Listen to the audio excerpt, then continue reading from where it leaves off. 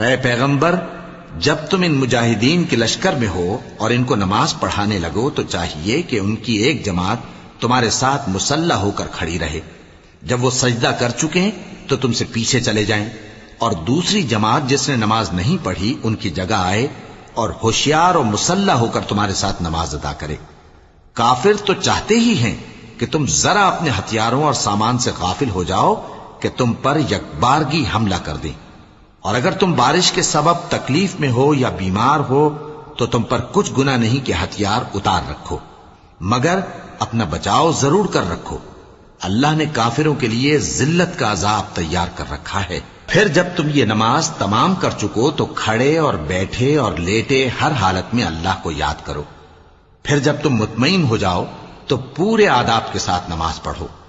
بے شک نماز کا مومنوں پر اوقات مقررہ میں ادا کرنا فرض ہے۔